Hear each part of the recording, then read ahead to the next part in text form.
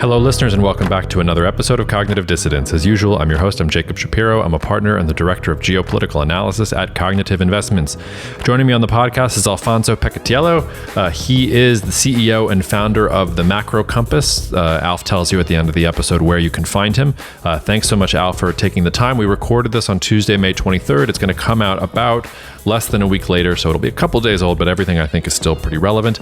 Otherwise, listeners, I won't get in your way with too much. Just if you haven't rated or reviewed the podcast, please do so. If you want to hear more about access to the CI Knowledge platform or about the wealth management services that we provide, email me at jacob@cognitive.investments. Otherwise, cheers and see you out there. Cognitive Investments LLC is a registered investment advisor. Advisory services are only offered to clients or prospective clients where Cognitive and its representatives are properly licensed or exempt from licensure. For additional information, please visit our website at www.cognitive.investments. The information provided is for educational and informational purposes only and does not constitute investment advice, and it should not be relied on as such. It should not be considered a solicitation to buy or an offer to sell a security. It does not take into account any investor's particular investment objectives, strategies, tax status, or investment horizon. You should consult your attorney or tax advisor.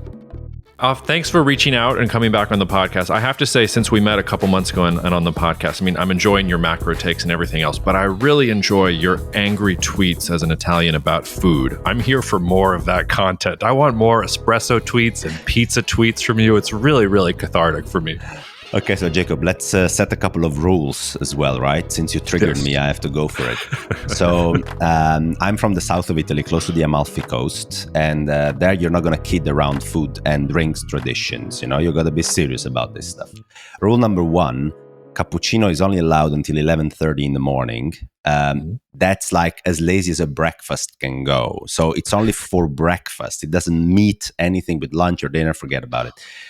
Second rule, you don't break spaghetti or you don't cut them. I mean, this is a crime in Italy. You cannot ask for a knife when they serve you spaghetti. Come on, guys. And the third rule I want to come across with is, this I get asked about this a lot. Like, dude, why on pizza I can actually put some cooked sausage or some other stuff, but then you are selective with chicken or other meats? I don't know. These are the rules. I don't make the rules. Chicken doesn't go on pizza. Okay, I'm done.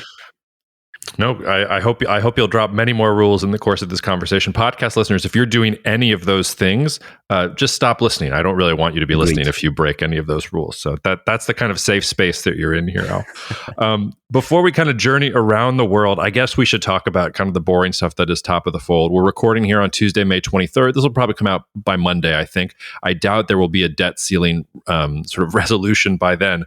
But does the debt ceiling matter to you? I confess I've been yawning about it. I'm sort of, they'll have a deal. If they don't have a deal, people will freak out, but then there'll eventually be a deal. Yeah. Do you think it actually matters from a macro perspective, or how should we be thinking about it? Well, it's one of these events where you have to think of risks in a matrix. So the way I define risk as a macro investor is I have the probability of an event times the magnitude or the severity of that event. And look, this is the type of event that has a very low probability and an extremely high magnitude. It falls into that basket. I mean, not reaching a debt ceiling limit and then not doing that for months on a row. It's a low probability event, high magnitude event. So that's how I think about it. And, markets so far are looking at it like effectively a 0% probability event. And on magnitude, I think you're right. They're going to freak out at the very last minute if you don't get a deal done. Will we get a deal? Yes, we will eventually get a deal. But the Republicans have this incentive scheme, I think, Jacob, here to drag negotiations until the very last minute. And the other thing is unknown knowns. And in this case, it will be, when is the X date? Like, we all know that the Treasury General account is drawing down and we are at 50 billion. And then between June 1st and June 10th, the US might run out of money, something we need to define as well, I think, for the audience. What does it mean the US runs out of money? It's a self-imposed accounting rule, but okay. But nobody has any visibility on what happens between June 1st and June 10th until you literally see the data coming in between June 2nd and June 9th. June 12th, the US gets money in from the tax receipts, corporate tax receipts that come in. So it will refill the coffers of the government. But, if I'm a Republican now, I don't endorse the strategy, but my best possible outcome is to drag negotiations until the very end and demand more and more and more and try to, get the best out of it. So I think markets are a bit underappreciating the probability that we get closer to the X date without a deal. And that means you have to go and look back at 2011. That was the environment where we got close to August 1st without a deal. And, markets panicked effectively. You had gold rallying 25% in 3 weeks. And I don't discard that as a possibility. You asked the question, so I'll just ask it back at you. What does it mean for the United States to run out of money? It's a very funny thing. So the government doesn't need money to spend money. The government prints the money that the private sector uses. So the government is not a household. The government always has money in its own currency. It would be very idiotic to run out of your own money being the government. The limitations to government spending is not having the money, but it's if you spend it in an unproductive way, or you spend too much, so you do too much deficits, then you create excess demand. And if resources and supply cannot expand to meet this demand, then you get inflation. That's the real limit to government spending, not having the money. The government always has the money. The government prints the money. The government issues the money in its own currency, right? So the reason why we have these limitations is that the US has chosen, not only to comply with the global accounting rules, where effectively what you do is you have to issue bonds to fund your deficits. That's how our accounting rules work. So the government injects money in the private sector and then has to borrow money through the bond market. So the US sticks to the accounting rules we use. And then on top of it says, but at some point I can't issue any more bonds because we have this thing called the debt limit, which is another self-imposed rule on top of it. And that's where we're hitting now, right? If the government wants to spend more than the tax is coming in, so he wants to inject money in the private sector, he needs to issue bonds. And the debt ceiling says you can't get any more debt above this arbitrary number that gets revised up every X years.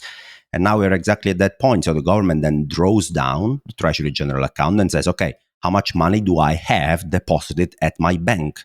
The government's bank is the Federal Reserve in this case. So they go at the Federal Reserve, they have this account, and they say, there are 100 billion. Well, we'll spend it down because we need to fund our spending. And at some point, the Treasury General account doesn't have any more money. So that means the government runs out of money. In principle, the government could also spend new money. It creates money when it spends it, but then it can't borrow it from the bond market because there is this debt limit thing. So it's really a political drama on top of two self-imposed rules. One is an accounting rule and one is a US-specific debt limit. This is macro, guys. It's markets. It's made by humans. So we like sometimes to complicate our life, and that's where we are. Yeah, well, and I think you hit on the real center of gravity, which is inflation. And I think Andreas has been saying that inflation has already peaked and that it was going to start going down, if I have him right. He was on the last time that you were on with us. I've been in sort of the camp that inflation is stickier than most people are expecting, because from my vantage point, it's all about supply side. If you're reorienting supply chains all around the world, and if you're isolating China, the world's factory, behind a great wall, if you will, like you're going to pay more for goods like energy and raw materials and all these other things are going to go up. I'm less sort of exposed to the macro side. I rely on the other folks at CI there. But where are you in terms of inflation? Do you think we've peaked, or do you think that there's actually room to run? I think the rate of change is what the central banks want to see, especially if I'm looking at the US specifically. You have seen that, these month-on-month core inflation numbers have been pointing downwards, as in they're still growing month-on-month, but they're growing less than they were 6 months ago. So there is a deceleration. The change is in the positive direction, let's say, for the central bank. I have a couple of worries about that. The first is, before we go to the worries, let's talk about the other positive aspect. Housing inflation is going to slow down as well in the second half of the year. Why? Well, it's simple mathematics. It's simple calculations. Rent of shelter, so the housing component of CPI, which, by the way, is a very heavy component of the core CPI basket. So housing inflation is basically measured in the official statistics with a blend of old rental contract and new rental contract. So there is like a replacement effect that takes time. It takes quite some months, 6 to 12 months for the new rental contracts to get into the basket. The reason why I'm saying that is if you look at on the ground negotiated rents in the US, the rate of change has been declining really aggressively for now 9 to 12 months. So rents have basically cooled off really aggressively. Only a portion of that cooling off is represented today in the official statistics, but as the replacement rate goes faster in favor of new rents, in the second half of the year, you're going to have this weaker rent inflation show up as well in official statistics. It's just a lead lag effect, basically, because of calculation methodology. So you're going to have another tailwind for the disinflation story. Then you have the commodity side. I mean, commodities are down across the board about 20-30% this year. That helps the disinflation story too. Okay, I'm done with the positives now, Jacob. So inflation has been slowing down on a rate of change basis, and there are reasons to believe it might slow down a bit more. A bit more. That's really the problem. Because by looking at the models I use to try and understand where we might land, we're looking at core inflation in the US, in the 3.5% area, annualized by year end. Guys, that's double the target of the central bank. And so that's where I tend to agree with you. I think more broadly, there are more structural reasons at this stage to believe that, these are the prevailing levels of inflation. And that would be like almost 1.5 years after an impressive tightening in monetary policy. So you need to ask yourself, if you're a central banker, is this enough? Like, have I done enough? And if I haven't, then I have a bad choice in front of me. Either I need to tighten and raise interest rates even further, although I'm already seeing some cracks appearing, regional banks, the real estate market, commercial property prices. Do I need to go a step more even? Or can I just sit out here, wait, and hope that I get a further disinflationary process? I think central banks will have to wait, we'll have to face this decision over the next few quarters. It's not going to be a very easy decision for them. I wish there was a third option there, which is central banker picks up the phone and calls other branches of government and says, well, what is the economic policy objective? What types of policies are you guys going to roll out? Maybe we could coordinate what we're going to do with the interest rates versus what you're going to do from a fiscal standpoint versus everything else. But central bankers, I don't know, they seem to have this bunker mentality where they have interest rates and they sort of have one focus and they think that they can control things. And for me, the other thing with the United States, I mean, the left hand doesn't know what the right hand is doing. The Fed and the White House are going in completely opposite directions. They don't even seem aware that they're going in completely opposite directions. Yes, it's a very fair point. And to be honest, fiscal policy has been maybe still too expansionary, looking at where the labor market is. But the Federal Reserve can't do anything about that, to be honest. The only thing they can do is use this big hammer. I mean, they have a big hammer called interest rates quantitative tightening. And that's all they can do, literally. So they can say, look, I mean, we're going to make risk-free rates at 5%. Whoa. So private borrowing rates for corporates, for households. So I'm talking about mortgage rates or corporate bond yields. We're going to send them to 7%, 8%. So we're going to make borrowing really expensive for the private sector compared to the recent history where mortgage rates were at 3%. And we are going to sit it out there and hope that you guys slow down. But if the government, if the left hand of the right hand basically says, well, you guys, we're going to make some inflation adjustment to your tax brackets and we're going to throw some more money at you in the first quarter. Obviously, that doesn't help the Federal Reserve, but there's nothing they can do other than using this big hammer and try to slow down economic activity by making borrowing rates more prohibitive for the private sector. Yeah. Before we turn away from the United States and do more fun things around the world, I have to bring up the quote unquote banking crisis. Chase Taylor from Pinecone Macro was on a couple weeks ago, and he was singing a very, very pessimistic storm clouds on the horizon song.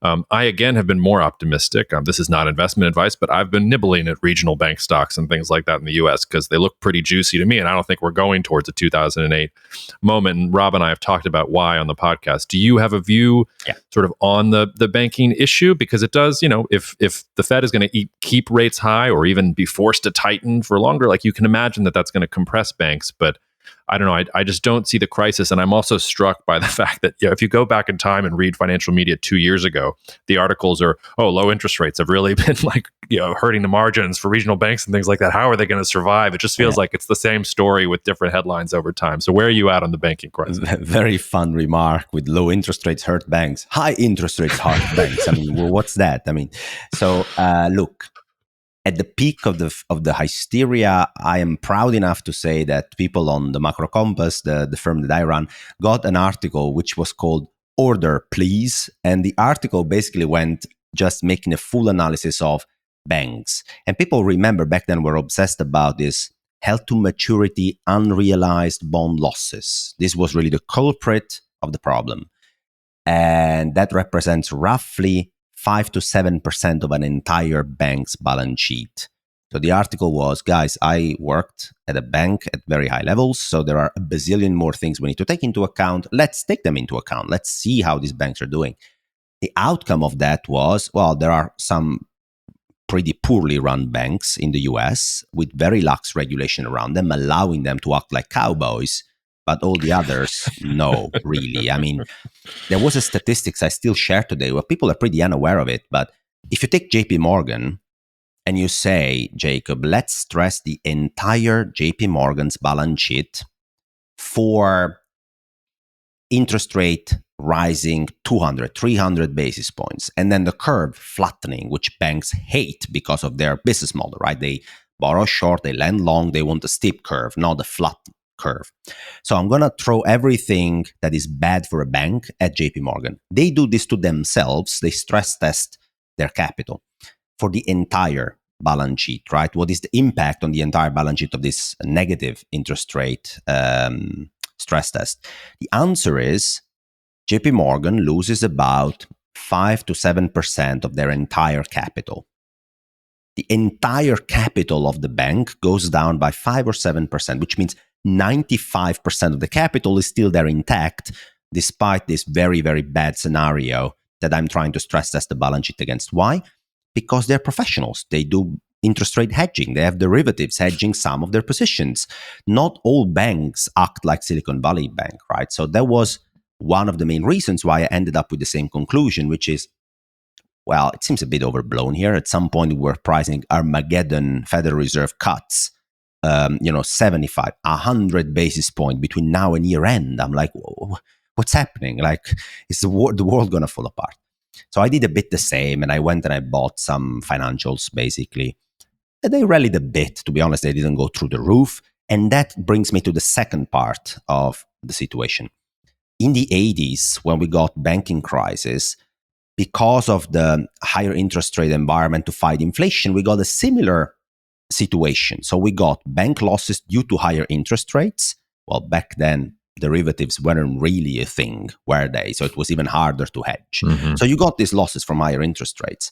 And then the thing subsidized a bit, right, in the second half of that particular year. But it took 2 or 3 years after that to see the real losses. The real losses were credit losses, or the asset quality of the loan books that these banks had. Why? Because higher interest rates were there to slow down the economy, to slow down inflation, and they ended up actually bringing the economy in a recession a couple of times in the 80s as well. With recessions came credit deterioration, came loan losses. Those losses coming from credit quality, let's say, were by a multiple larger than the potential losses from higher interest rates. So the real problem is when you shift from liquidity-driven, higher interest rate-driven potential problems to the asset quality of banks' balance sheet, that's where the real problem lies. Where are we today? I think we're transitioning, and we are very late cycle in the US, I believe. So obviously you are going to have some problems appearing in credit space. I mean, you see that in the commercial property market, the housing market is not doing particularly well. Median US house prices are 15% below their peak in September last year. I mean, we are experiencing a drawdown there. Banks are exposed to real estate, so the credit quality of their loan books is deteriorating. Also, net interest margins aren't great, because if you want to keep depositors, you need to hike basically the levels of deposit rates you offer to them, which means you have to compress your margins. But it's a much slower moving train than this Armageddon fall of a cliff we were pricing 2 months ago. I don't. I mean, ask me if I want to own bank stocks for the next 18 months. Then the answer is no. Basically, that's what I'm saying. But it's going to take longer, and it's a slow-moving process. That it's a credit deterioration process. Yep, I can't agree more with that. So let's move on. We've talked about the United States here for a good 17, 18 minutes. I think we do have to spend a little bit of time talking about China. And I'll confess that I'm a little frustrated with China as a geopolitical analyst because everything I've said over the past year or two has been right. I said the regulatory crackdown on the tech companies is not that big of a deal, despite the fact that Rob, who's on this podcast often, was worried about the property real estate bubble. I wasn't that worried about the real estate bubble. I thought China still, the PBOC had enough to take care of everything if they wanted to. It was really a political question. And yet, despite that, and despite the reopening play and the thesis that China's going to be reopening and things like that, Chinese equities have performed incredibly badly over the past year or two. And I can't help but think that really just is politics, that China used to be the glittering land of the future of progress, and now it is the evil authoritarian communist state, and people want to go to India or they want to go to Brazil. Like China's not the emerging market that everybody thought it was. It's like, no shit, it's not the emerging market you thought it was. But all of those things that make China scary in some ways is also what made it a good place for foreign capital. They have rule of law. They have stability. When the Chinese government decides, we want foreign investment here, there's going to be foreign investment. When they want to be the factory of the world, they're going to be the factory of the world. So I wonder from your perspective how you see it. Because for me, from a geopolitical perspective, I would have just said in the last year or two, I would have thought China was doing well in spite of the U.S.-China trade war. That's not what's actually being reflected. And I feel like something is there's some disjuncture there between the actual fundamentals and how markets are pricing things. So help me understand what's going on. I mean, the client base at the Macro Compass has roughly the same take. I mean, I have a lot of high-level hedge funds and family offices, so I get to talk to them as clients. So at the beginning of the year, we were discussing, hey guys, I mean, what do we do in emerging markets land? Like, what are you positioning at? And I said, well, I think China might deserve a little bit of an allocation because of this. No. China? Are you kidding me? I can't do that. I'm like, what do you mean? No, I can't allocate. I mean, my mandate has moved from emerging markets to emerging markets ex-China. I'm right. Like, okay. So basically, you had seen already this flow shift, I think, towards Latin America most in 2022 because of the carry that was there with higher interest rates in Brazil or in Mexico. You could already get 10%, 12% returns in investing in government bonds in Brazil or in Mexico because those domestic central banks were very aggressive in their hiking cycle way earlier than the Federal Reserve was. And China was deemed to be uninvestable because of crackdowns on the tech sector or doubts about the rule of law or any other of these concerns, right? I think that explains quite a lot, Jacob, of the reason why, despite the reopening efforts, which actually even showed up in the data a bit later in the first quarter, this was, I guess, the reason why Chinese stocks really didn't rally. There is no proper sponsorship from large real money allocators anymore. And the second story is the recovery in China, especially in the data coming in April and May so far, has been, though, a bit bifurcated. I mean, the state-owned enterprises, the corporates that get, the credit flows directly, effectively from state-owned banks from China and other credit channels then that the Chinese government can control, are getting this credit, are getting these lifelines, are getting this money. And you can see that in services PMI, for example, which mostly account for these state-owned corporates when it comes to the service. And they've been doing great. But if you look at anything else that has to do with the global manufacturing cycle, if you look at how consumers are dealing with the, traumatic stress that came from the property deleveraging of 2022, they don't seem to be willing to participate very aggressively so far in the Chinese reopening. The data from the manufacturing and the consumer side is much more mixed. And to be honest, from a manufacturing perspective, China is caught in a very bad place because the global manufacturing cycle is dead. I mean, it's not only China, but wherever else you look at manufacturing survey, manufacturing PMIs. I mean, in general, it's been a very, very bad trend for now 6 to 9 months. So China is just caught in the middle of it, but consumers are not so far really stepping up. And I think that has been really the thing that killed it. I mean, it already doesn't have much real money sponsorship. And then you see that these reopening data isn't 100% convincing so far, and then you just throw in the towel. I think that should be kind of the narrative around this. Yeah, not the sort of middle kingdom that China really wants to be. Do you think that changes? Do you think that China becomes investable again, or do you think that we really have crossed the Rubicon and that it's going to be emerging markets ex-China here for the considerable future for macro investors? Look, I've worked for a very large global bank, so I have a little bit of an insight how a large real money allocator thinks about these things. There are two components. The first is reputational risks for most of these pension funds and asset managers and banks is actually very, very large. So you don't want to be caught in the wrong labeled investment because of any ESG reasons or rule of law or anything like that. As long as nothing bad happens, you can stay in principle, bad investment from an ESG perspective, just to name ESG as one label that these corporations want to stick to. But when something bad happens, namely for China now, the crackdown of 2022 might be something labeled bad. Once that happens, it takes quite a lot of time before you can get back into it. Let me give you an example, Jacob. A lot of European banks were highly, highly exposed to European peripheral government debt before the European debt crisis of 2011.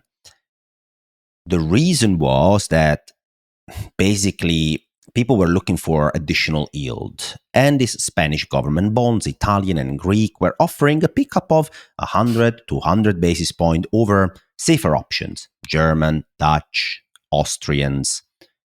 And so people said, well, why not? I mean, it's Europe. It's one happy place. So I can just buy Greek government bond and I'm going to be fine. And then it was fine. There was a big sponsorship for years before the Eurozone debt crisis. And then it blew up.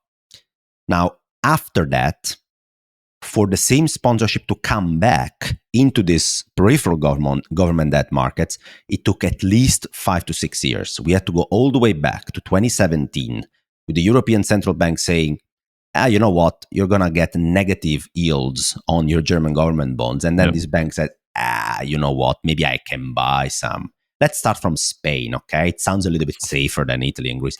This is how it goes. It can take years. So I don't know if it's forever uninvestable, but I know that the scars that come from reputational risks materializing can last quite a while in these institutional places. I love the example you used because I feel like if we're going to the Eurozone, I mean, I feel like that cycle is coming around on Greece right now. Like you're starting to hear whispers of, like Greece they had a pro-business election result. Like we can buy Greek bonds again, right? Like that's okay. I mean, as an Italian, I actually wonder how do you feel about Italy right now, because it's one of we don't have a position there right now. We've kind of been in and out, but for us, Italy is one of the most interesting. It's one of the largest benefactors of the EU Next Generation COVID-19 recovery funds.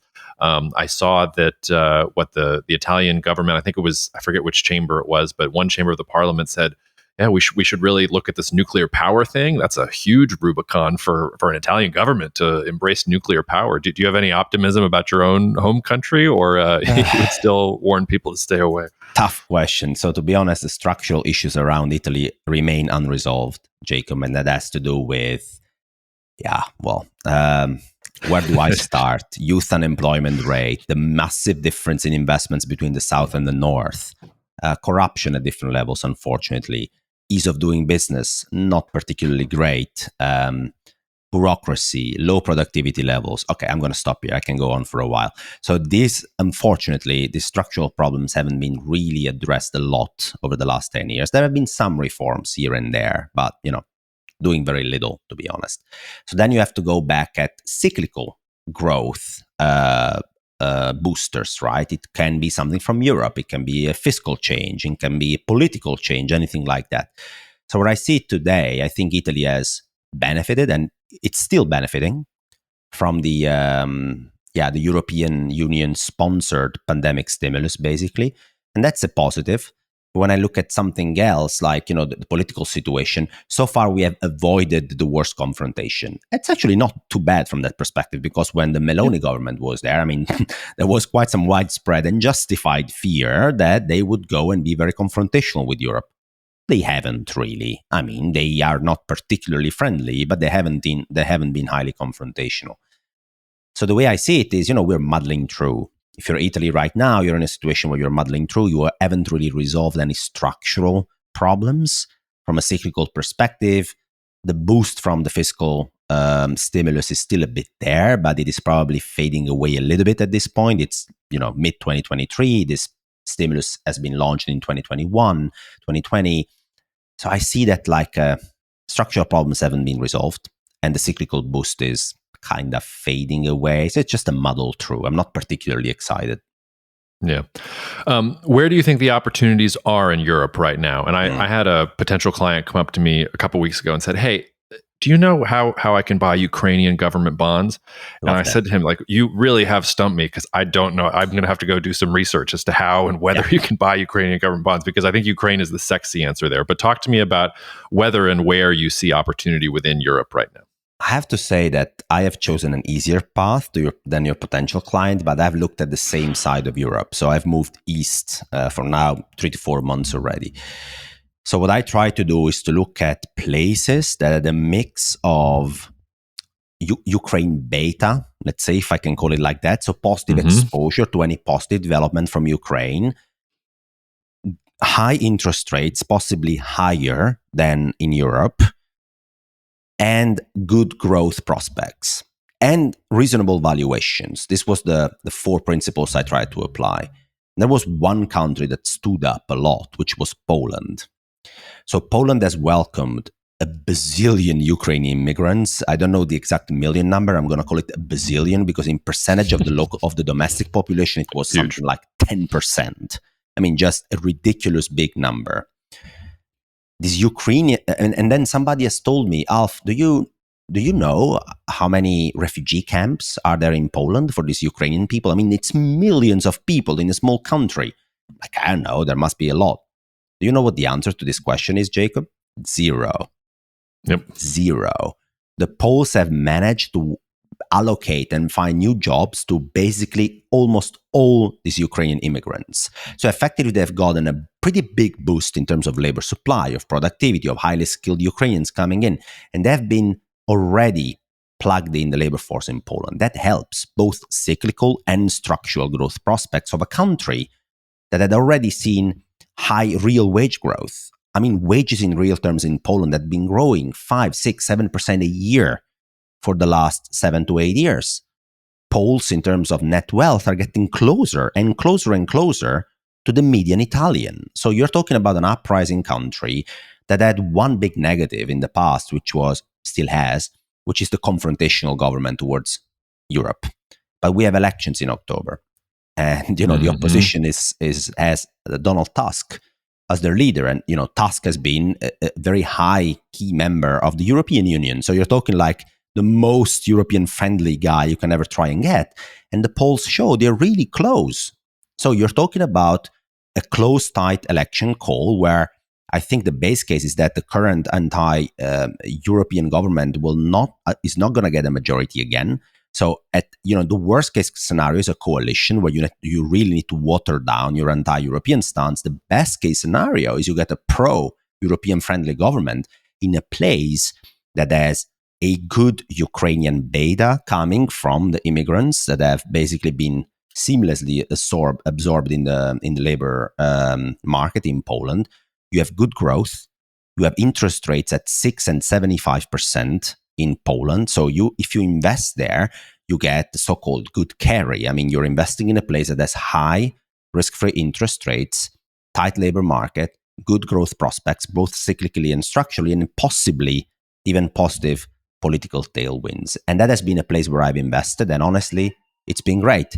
I mean, if I look at both the currency and the equity markets, they've repriced really, really fast. The Polish equity market, even after the big rally this year, is still trading at, price earnings ratio of like 6, 7, 8. I mean, reasonable valuations for a place where you have to take some risks. I really like Eastern Europe. Also, Czech Republic looks relatively good in my perspective. Eastern Europe is a decent place to look at. Yeah, I mean, the thing about Poland, and if you look at polls, if you'll forgive all of my best puns are unintentional. I never mean to do that when I go into them. But if you look at polls, I mean, Poland is one of the countries in the European Union that has the most affection towards the European Union, which is why it's so strange that they've had an anti-EU government for as long as they have. That government has existed in spite of its position on EU, because the Polish electorate loves the EU, wants to be closer with the EU. And so this anti-quote-unquote EU government really hasn't been able to do whatever it wants. So I sort of sympathize with you there. We had Jacek Bartoszak on the podcast a couple months ago, and one of the things he said to me was he didn't know a family or a friend in Poland itself that didn't have a Ukrainian refugee staying with them. Now, number one, that tells you something about the generosity of the Polish spirit. It also tells you, though, that the reason there are no refugee camps is not because they've suddenly built the housing. It's because Poles are housing these Ukrainians themselves. They're still going to need the housing, and they're going to need the housing because this is the last piece of the puzzle. When you look at what Ukrainian refugees have streamed across the border, I think it's 65% the UN said is women and children who want to stay in Poland. So we're not talking about old men. We really are talking about sort of a demographic steroid shot in the arm that is fairly unprecedented, I think, at this point. So Poland does have these opportunities. The country I'm surprised, well, not surprised because it's much less developed and a little more risky, is Romania on your screen? Because yes, Romania would have been the other one. And I've spent some time there myself and always been optimistic about it when I'm there, and then trying to figure out how to actually get exposure is a lot harder. But you're nodding your head yes, so I'll let you riff. So yeah, my best friend is Romanian, so that helps. I've been there countless of times, and it has similar dynamics to Poland when it comes to solid productivity, much better demographics than continental Europe, real wage growth that is positive, interest rates that are higher than in Europe. I mean, it has all these kind of emerging market typical tailwinds that you would expect. It has a bit, well, first of all, capital markets are much less developed than they are in Poland. That makes it much harder to access. And the second is to be honest, Poland has had this anti-European shift at the last elections, but Romania has a much more long-standing structural problem, which is political corruption, that has made it really complex to, let's say, discount. It's something I think that is always going to weigh on Romanian valuations, is that you have really high and persistently high levels of corruption from a political perspective. And that is a pity, because from a fundamental perspective, Romania would score pretty well. It is on my radar. I mean, if it becomes ultra cheap, then I'm going to try and dip my toes into it. But I think Poland or Czech Republic, which are places that are more developed from a capital market perspective, more Euro-friendly, are, I think, an easier buy in this case, if you're looking at emerging markets. Yeah, for sure. All right. Well, so sort of last section of our conversation here, and listeners, we didn't prep this beforehand. So for the last 10 or 15 minutes, I wanted to ask you what, we've talked about the big economies. We've talked about the US, Europe, China. I wanted to know, what do you think is, if I forced you to pick one emerging market economy outside those big three that you would be interested in going long in for the next 2 to 5 years, or you can expand it to 10 years if you want to get fancy. What is that country for you? And then I'll tell you mine, and we'll see if we land on the same corner or if we have a disagreement. Do I get a short list to choose from, or it's... You can look, the rules here, our rules are not like your rules about food. So if you want to add in some more countries, if you want to, stretch the time frames, it's okay. It's all fine here. Just please don't take out your cappuccino past 11:30. You can have as many on the list. We discussed about Poland, and I think Poland scores really high on my list. The other emerging, this is interesting. I want to shift now, and instead of telling you another emerging market, I'm going to tell you of a country that has been also massively underinvested in for the last 2 decades, which is Japan. So that's been an interesting place for me to look at, Japanese equities in particular. So what do I see there? I see a place that has deleveraged for 30 years. So what has happened in Japan is that the real estate bubble crash had basically damaged private sector balance sheets to an extent where you even saw that, Japanese monetary policy authorities did everything they could to try and stimulate credit growth. And the private sector was like, no, dude, I don't care. I mean, what's the borrowing rate? 1%? I don't want it. Yeah. What do you mean? I'm giving you a mortgage rate of 1%. Yeah, I don't want it. Thank you very much. And the same actually came from offsetting fiscal deficits. I mean, Japan has printed fiscal deficits for 2 decades in a row, basically, 4-5% of GDP a year. So that they handed money to the private sector, and the private sector said, all right, I'm going to use it to pay back the remaining debt that I have over here. So they basically took it from one end and used it to destroy their existing credit on the other hand. So it was basically a balance sheet recession. That's the best way to define it. Are we getting out of it? Yeah, I think the combination now looks very favorable, Jacob, because, I mean, Japan is seeing nominal growth pickup as the result of basically keeping monetary policy extremely accommodative now in the face of having services inflation at 4%, wage growth at 4%. They still have risk-free rates at 0 and pin there effectively at 0%, long-dated interest rates. So monetary policy is basically, as inflation and nominal growth picks up and monetary policy remains unchanged, you're basically adding further fuel to the nominal growth fire as we speak. And Japan is a very sticky economy. It's a sticky labor market. It takes a while to pick up, you know. I mean, the US was first. Europe acted with a lag together with the UK. And I think Japan just acts with a lag on top of that. And monetary policy authorities are just taking it easy. Even the new Bank of Japan governor doesn't seem in a rush to tighten monetary policy here. He just wants to really make sure that we get sustainable 2% inflation in Japan. I think in this process of having monetary policy effectively ultra accommodative on top of what it already was, if measured against a better growth environment, you're going to get a real good upside in Japanese equities because these things trade at very reasonable valuations still. I mean, we're talking companies nobody wanted because the economy was stagnant, real growth was stagnant, and the private sector was deleveraging. And so nobody seemed interested in investing in Japanese equities. And now all of a sudden they're like, what are you telling me? You're telling me they have a decent macro cycle with an ultra accommodative monetary policy. That's the typical framework where you want to be more aggressive on equity markets. And people are looking away from the US. I mean, that's why we talked about Poland or Romania or other places. It's because the US growth cycle is more mature. At this stage, I think people broadly recognize that. They see clouds on the horizon. They look around. And not everybody can go all the way to Ukrainian bonds like your potential client or even Polish equities. They look closer to home. And Japan has very good, corporate responsibility kind of setup. It's very good rule of law. It's a G5 country. And I think it's going to keep attracting some money in. I'm sorry, some of the emerging markets, from an equity perspective, it almost is. We can call it a re-emerging economy, but I was mad when Warren Buffett went over there, and now it's the onslaught of Japan stories because the Oracle of Omaha was over there. We've been thinking about it for a while, but it's funny you mentioned Japan because I was just this morning looking at so Japan announced after the G7 visit in Hiroshima that they were going to send vehicles to Ukraine for the war against Russia. And I thought that was a really interesting comparison because if you remember Germany, the month before Russia invaded, they decided to send Ukraine helmets. Like, thank you, Germany, for that. If you fast forward 2 years, though, the German government 2 weeks ago said, okay, we are now going to give you weapons and tanks, and we're going to build them in Ukraine with JVs that are set up between German defense companies. I mean, they've really come full circle there.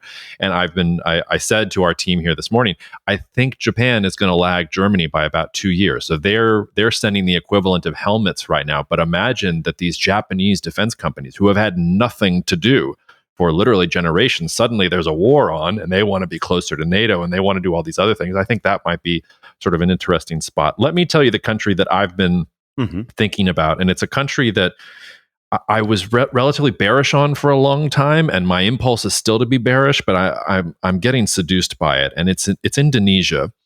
And when you put together the factors, so you've got one of the only countries in the world with a really healthy looking demographic chart. There are not many countries that are that big that have that many young people in them. Yes, they're at the front line of climate change, but they are so exposed to climate change that they're going to have to change the way that their cities are literally structured. This Indonesian government wants to literally move the capital from Jakarta to somewhere else because Jakarta is sinking. So they're going to have to build a lot of things here in the next couple of years. They are really opportunistic and they have a lot of raw materials. So just this week, you had an Indonesian company come up and say, we're going to double our exposure in fertilizers because Ukraine isn't sending out fertilizers, and we think that we can go into that market. Another one, Indonesia has a lot of nickel, and they're not just selling their nickel, they're forcing Chinese companies and other companies that want to be there. We want you to vertically integrate. Build your factories here. You can have the nickel, but we want the expertise and we want the factories here in Indonesian land itself. And then last but not least, the geography is good. You're far enough away from the South China Sea and the Taiwan things, but you're still there on the Strait of Malacca. Even if China surprises me and is going to become, this authoritarian monster that everybody thinks it is, you're still not going to get to Indonesia in the next 10 to 15 years. So for all those reasons, I'm starting to come around on Indonesia. I wonder, tell me I'm crazy, or tell me if you're now going to go talk to the Macro Compass folks and say we need to look at this a little closer. No. It's something that on the emerging market radar, if I have to list where I stand, I think Eastern Europe gets a very high place. Latin America has been there for a while. I think there are decent opportunities there. You don't necessarily have to do Brazil. You can look at stuff like Peru, for example, but there are interesting for the brave of heart. You're looking at Peru? Yeah, why not?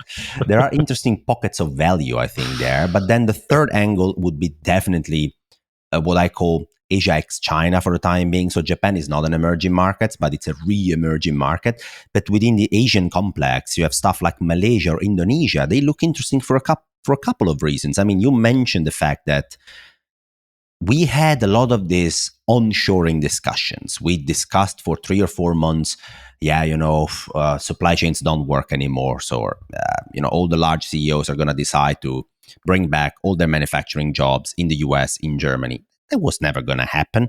I mean, there is always a trade-off between not risking the functioning of your supply chain and the cost of labor at home versus, in Vietnam or in China. So there is a trade-off. So then I got to think, okay, where are the places where people can reshore their supply chain away from maybe China to another place that is maybe as cheap with less geopolitical risks around? And then you saw that, Indonesia, Malaysia, I think they score pretty well on these metrics, right? And both countries, Jacob, have been basically saying, yeah, nice, you want to come here, fair enough. In case of Indonesia, you want our commodities, but you got to build plants here. I found it very interesting. And I think it's, of course, a slow-moving trend, but it will bring capital flows, money, skills, labor, productivity, growth into these places. So you want to be exposed there. Also, they have decent demographics. So I like that Asian area, which is not still highly valued like India, for example, is, for good reasons, potentially. But these markets don't trade at valuations that are nearly as expensive as more mature Asian markets. And I think they deserve a closer look. Yeah, and in some ways, the juxtaposition between Malaysia and Indonesia is really interesting because Malaysia's done really well in a globalization world. And in some ways, Malaysia's positioned for globalization. Yeah. Indonesia is doing the unpopular thing. It's being very, very protectionist and has for years now, restricting exports of raw materials, leaving a lot of money on the table in the short term, but doing this vertical integration thing in a way that Malaysia hasn't. I know you have a hard stop, Alf, so let's stop there. Tell the listeners where they can find more information about you or where to read your excellent insights. So, guys, it's all on themacrocompass.com. That's the website to go and check out my work.